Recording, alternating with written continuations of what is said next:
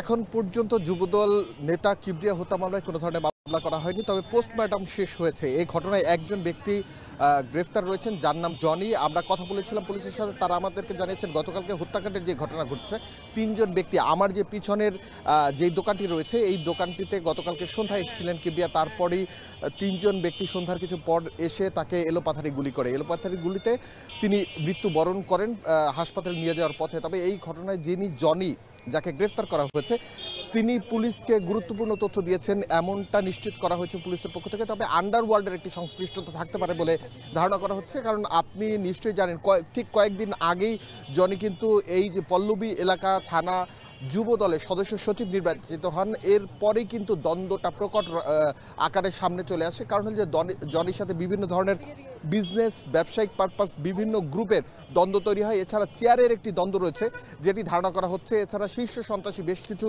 সন্ত্রাসীর সাথে তার একটি বিরোধ ছিল, যেই বিরোধটিকে কেন্দ্র করে অথবা দলীয় পথকে কেন্দ্র করে অথবা রাজনৈতিক কোনো আশ্রয় কিনা অথবা এই বিষয়টি খতিয়ে দেখছে পুলিশ। আমরা পুলিশের যেই ডিএমপির প্রধান তালেবুর রহমানের সাথে সকালে প্রশ্ন করেছিলাম, তিনি আমাদেরকে জানিয়েছেন যেই জনি গ্রেফতার হয়েছেন তিনি গুরুত্বপূর্ণ তথ্য দিচ্ছেন এবং এই ঘটনার সাথে কারা কারা জড়িত সেই বিষয়টি ইতিমধ্যেই প্রাথমিকভাবে চিহ্নিত হয়ে গিয়েছে এবং প্রাথমিকভাবে চিহ্নিতের পরে তাদেরকে অভিযান চালিয়ে গ্রেফতারের পরেই কারা কি জড়িত এবং কিভাবে এই ঘটনা ঘটেছে পূর্ণ আদ্যপান্ত তারা উঠে নিয়ে আসবেন, এটি জানতে পেরেছি। তবে এখন পর্যন্ত আমরা যেই জিনিসটি জানতে পেরেছি, পোস্টমর্টম শেষে সোহরাওয়ার্দী হাসপাতাল থেকে জনির মরদেহ তার ভাড়া যেই বাসা রয়েছে সেই ভাড়া বাসায় নিয়ে যাওয়া হয়েছে। কিছুক্ষণ পরে অর্থাৎ বিকেল নাগাদ একটি জানাজা হতে পারে এখানকার জাতীয় ঈদগাহ যেই মাঠ রয়েছে সেখানে, তারপরে কিন্তু তার দাফন সম্পন্ন হবে।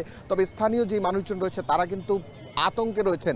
এত অস্ত্রের ব্যবহার যা কখনো এই এলাকার মানুষ কেউ দেখেনি এবং তারা বলছেন যে এই ধরনের হত্যাকাণ্ডের পেছনে যেই জড়িত থাকুক না কেন সে বিষয়ে সুষ্ঠু বিচার হওয়া উচিত।